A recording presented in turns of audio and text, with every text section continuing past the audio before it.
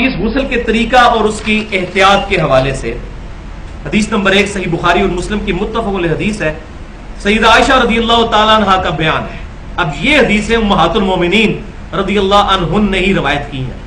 سیدہ عائشہ کہتی ہیں کہ نبی صلی اللہ علیہ وسلم جب بھی غسل جنابت فرمایا کرتے تھے، جب جنبی ہوتے تھے غسل جنابت فرمایا کرتے تھے، تو برتن سے اپنے ہاتھوں پر پانی کو انڈیلتے تھے۔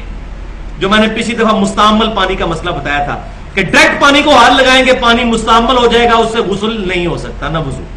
پہلے ہاتھوں پر پانی انڈیلنا ہے، مگا ڈال کر یا کسی طریقے۔ یہ آج کے دور کا مسئلہ نہیں ہے، آج تو ٹوٹی ہے، اب الحمدللہ یہ مسئلہ نہیں رہا، لیکن اگر ٹب یا بالٹی سے نہائیں گے تو پہلے اپنے ہاتھ دھونے ضروری ہیں، جن کو آپ نے بیچ میں داخل کرنا ہے۔ تو پہلے آپ صلی اللہ علیہ وسلم اپنے مبارک ہاتھوں کو دھوتے، اس کے بعد آپ صلی اللہ علیہ وسلم اپنے دائیں ہاتھ سے بائیں ہاتھ پر پانی ڈال کر اپنی شرمگاہ کو دھوتے، اس کے بعد آپ صلی اللہ علیہ وسلم نماز کا سا وضو فرماتے ہیں، اور پھر آپ صلی اللہ علیہ وسلم اپنی مبارک انگلیاں اپنے بالوں میں داخل کر کے 3 بار خلال کر کے اپنے سر پر پانی ڈال کے پورے جسم مبارک کو دھو لیا کرتے۔ یہ سیدہ عائشہ نے روایت کیا ہے، غسل کا طریقہ صحیح بخاری اور صحیح مسلم میں۔ دوسری حدیث جو سب سے زیادہ ڈیٹیل حدیث ہے صحیح بخاری اور مسلم میں، اور وہ بھی حضور صلی اللہ علیہ وسلم کی بیوی سیدہ میمونہ رضی اللہ تعالیٰ عنہ ام المومنین، ان سے روایت ہے۔ وہ کہتی ہے کہ میں نے نبی صلی اللہ علیہ وسلم کو خود غسل کروایا اپنے سامنے، چادر میں پردہ کر کے، سامنے چادر کا پردہ میں نے لا کر برتن رکھا، اور میں نے آپ صلی اللہ علیہ وسلم کے غسل کو آبزرو کیا، یعنی وہ ڈائریکٹلی اتنا نہیں، مطلب چادر کے پردے میں اندازہ ہو جائے۔ تو کہتی ہیں کہ میں نے دیکھا کہ نبی صلی اللہ علیہ وسلم نے پہلے اپنے دونوں ہاتھوں کو دھویا، اس کے بعد آپ صلی اللہ علیہ وسلم نے 3 دفعہ کلی فرمائی اور ناک میں پانی چڑھایا، پھر 3 دفعہ آپ صلی اللہ علیہ وسلم نے اپنے چہرہ مبارک کو دھویا۔ سیدہ عائشہ نے تو مختصر بات کی تھی وضو، یہاں ڈیٹیل چل رہی۔ پھر 3 دفعہ دونوں بازوؤں کو دھویا کونیوں سمیت، پھر آپ صلی اللہ علیہ وسلم نے، اچھا اس میں ایک بات سکپ ہوگی مجھ سے کہ یہ ہاتھ پہ پانی اڈیلنے کے بعد آپ صلی اللہ علیہ وسلم نے اپنا مبارک ہاتھ زمین پر رگڑا، مٹی لگا کر اپنی شرمگاہ کو دھویا تاکہ وہاں پر جو منی وغیرہ لگی ہو وہ دھل جائے۔ آج کے دور میں آپ سمجھ لیں صابن وغیرہ۔ اس کے بعد آپ صلی اللہ علیہ وسلم نے 3 دفعہ کلی کی، 3 دفعہ ناک میں پانی چڑھایا، کلی والا پانی ہی ناک میں، میں نے بتایا تھا، اسی پانی کو ناک میں، اور اس طریقے سے صفائی۔ پھر 3 دفعہ چہرہ مبارک دھویا، 3 دفعہ دونوں ہاتھ کونیوں سمیت دھوئے۔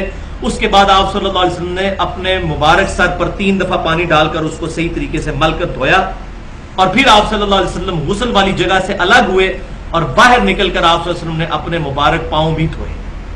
یہ اس صورت میں ہے کہ اگر کسی ٹوائلٹ کے اندر غسل کرتے ہوئے پانی زمین پر جمع ہو جاتا ہو، وہاں پر الگ سے پاؤں دھونا ضروری ہو جاتا ہے۔ ہمارے جو ٹوائلٹس بنے ہوئے ہوتے ہیں اس میں جب نہاتے ہیں ہم تو پانی ساتھ ساتھ بہتا چلا جاتا ہے ڈھلوان کی وجہ سے، اور نیچے جو ہے وہ ٹائلز بھی لگی ہوتی ہیں، اس میں الگ سے پاؤں دھونے کی ضرورت نہیں ہے، اندر ہی دھل گئے تو دھل گئے۔ لیکن پرانے زمانے میں تو یہ چیزیں نہیں تھیں، تو پاؤں گندے ہو جاتے تھے، ظاہر ہے زمین پہ کیچڑ بھی بن جاتا تھا، مٹی ہوتی تھی، تو وہ پاؤں الگ سے دھونے پڑتے تھے۔ یہ میں نے مسئلہ اس لیے علیحدہ سے کلیئر کر، لیکن آج بھی جو اس سنت پہ عمل کرے اس کے لیے ثواب ہی ثواب ہے انشاءاللہ۔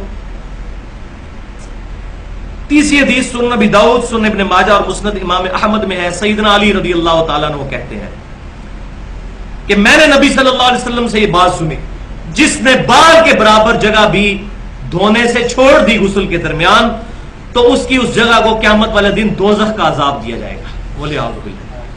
پھر آپ فرماتے ہیں 3 دفعہ آپ نے فرمایا سیدنا علی نے، میں نے اپنے سر کے ساتھ دشمنی کی، میں نے اپنے سر کے ساتھ دشمنی کی، میں نے اپنے سر کے ساتھ دشمنی کی، اور اپنے سر کے بال منڈوا دیے اس ڈر سے کہ کہیں میرے سر کے بال خشک نہ رہ جائیں، یعنی اتنی احتیاط۔ آج کل وہ مسئلہ نہیں، شاور میں پانی کی وجہ سے، بہتات کی وجہ سے خشک نہیں رہے گا، لیکن اس زمانے میں پانی کی بھی قلت ہوا کرتی تھی۔ لیکن یہ سیدنا علی کی آپ احتیاط دیکھیں، ہم دین کے مسئلوں کو کتنا کیجول لیتے ہیں اور وہ کتنا اس کو کانشیس طریقے سے لیا کرتے تھے، کتنا اس کو سیریس لیا کرتے تھے۔ تو اس سے یہ بات بھی پتہ چلی کہ یہ جو ہمارے تبلیغی جماعت کے بھائی ہیں، جن کو ہمارے وہ بریلوی بھائی کہہ دیتے ہیں، یہ خارجی ہیں، یہ سر منڈاتے ہیں، تو سر منڈانے سے خالی کوئی خارجی نہیں ہو جائے گا جب تک خارجیوں والے عقیدے نہ ہو۔ ہمیں ان سے جو اختلاف ہے وہ اپنی جگہ، کہ انہوں نے قرآن پاک کو چھوڑ کر ایک مولوی کی لکھی ہوئی کتاب کو اپنے نصاب کا حصہ بنا لیا ہے، وہ الگ، لیکن اس بنیاد پہ کسی کے سر منڈانے کو ہم یہ نہیں کہہ سکتے یہ خارجی ہو گیا سر منڈانے والا۔ سیدنا علی جو ہے جن کی وجہ سے خوارج پیدا ہوئے وہ سر مڈایا کرتے تھے. تو سر مڈانا جو ہے یہ صحابہ کرام سے ثابت ہے. لیکن بہتر یہی ہے کہ سر پہ بال رکھے جائیں جیسے نبی صلی اللہ علیہ وسلم کے بال مبارک تھے, کبھی آدھے کانوں تک.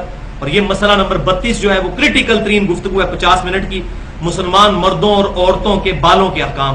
اہل سنت پاک.com پہ میں نے ڈیٹیل کے ساتھ بیان کیا.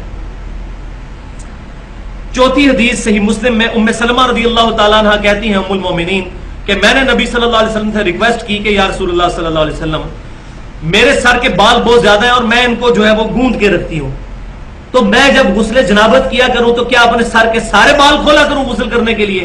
تو آپ صلی اللہ علیہ وسلم نے فرمایا نہیں, تمہیں سر پر 3 دفعہ پانی ڈال لینا کافی ہے, بالوں کے کھولنے کی ضرورت نہیں. تو عورتوں کو غسل جنابت کے لیے سر کے بال کھولنے کی ضرورت نہیں. بلکہ اگلی حدیث صحیح مسلم میں بھی, یہ بھی صحیح مسلم کی, اس سے اگلی بھی صحیح مسلم میں سیدہ عائشہ کو کسی نے بتایا کہ ابن عمر رضی اللہ تعالیٰ عنہما لوگوں کو, عورتوں کو یہ حکم دیتے ہیں کہ وہ اپنے بالوں کا جوڑا اور یہ پراندہ وغیرہ اور یہ گت وغیرہ کھول کے تو بال دھویا کریں. تو سیدہ عائشہ کو بڑا غصہ ہے, انہوں نے کہا ابن عمر ان کو یہ کیوں نہیں کہہ دیتے کہ یہ اپنے سر کے بال ہی منڈا لیں عورتیں؟ ان کو نہیں یہ بات پتا کہ میں نے نبی صلی اللہ علیہ وسلم سے جب یہ بات پوچھی تھی کیا میں اپنے سر کے بال کھول کر جو ہے وہ غسل کیا کروں, جنابت کا اتارا کروں؟ تو آپ صلی اللہ علیہ وسلم نے فرمایا غسل جنابت کے لیے عورتوں کو بال کھولنے کی ضرورت نہیں, 3 دفعہ پانی ڈال لینا کافی ہے. لیکن لیکن لیکن ایک بات یاد رکھیں, یہ صرف جنابت کا غسل ہے. اگر حیض کا غسل ہے یا نفاس کا, اس کے لیے مسئلہ الگ ہے. وہ سیدہ عائشہ سے ہی روایت ہے جامعہ ترمذی میں اور سنن ابن ماجہ کے اندر, نہیں سوری صرف سنن ابن ماجہ میں ہے. سیدہ عائشہ کہتی ہیں کہ میں حائضہ تھی تو نبی صلی اللہ علیہ وسلم نے مجھے حکم دیا کہ میں سر کے بال کھول کر نہاؤں. تو جنابت کا جو غسل ہے میاں بیوی کی صحبت کی وجہ سے یا احتلام کی وجہ سے, اس سے تو عورتیں بال کھولیں گی, عورتوں کے لیے, مرد کو تو بال کھول کے ہمیشہ نہانا ہوگا. لیکن اس کے لیے جنابت کے لیے بال نہیں کھولیں گی, لیکن جنابت کے علاوہ جو حیض اور نفاس کا غسل ہے اس کے لیے سر کے بال کھول کر وہ غسل کریں گی. یہ ضروری اوبلیگیشن ہے. 7ویں حدیث جامعہ ترمذی اور سنن ابی داؤد میں ہے, اور یہ حدیث تو ضعیف ہے کہ نبی صلی اللہ علیہ وسلم غسل کے بعد وضو نہیں فرمایا کرتے تھے. اس حدیث میں ابو اسحاق مدلس ہیں اور وہ ان سے روایت کر رہے ہیں. لیکن یہ مسئلہ اجماعی ہے, پوری امت نے اس پر اجماع کیا ہے اور اجماع حجت ہے کہ اگر کوئی شخص غسل کر کے نکلے تو اب اس کو دوبارہ وضو کرنے کی ضرورت نہیں, لیکن ایک شرط کے ساتھ کہ اس دوران کوئی ایسا معاملہ نہ ہو کہ جس کی وجہ سے وضو ٹوٹ جاتا ہے. یعنی ہوا خارج نہ ہو, پیشاب کا کوئی قطرہ نہ نکلے, یا شرمگاہ کو ہاتھ نہ لگ جائے.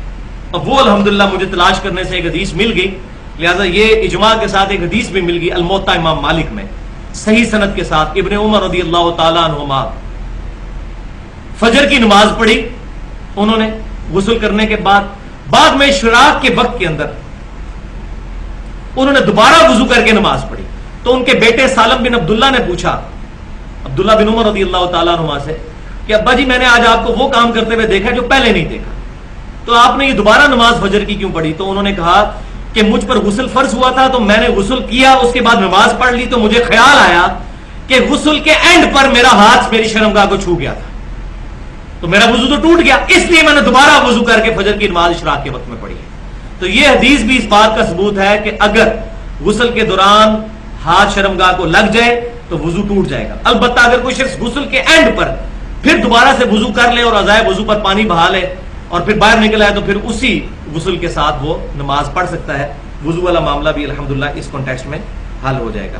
لہذا یہ حدیث بھی الموطا امام مالک میں ہمیں مل گئی عبداللہ بن عمر رضی اللہ تعالی عنہما کا عمل.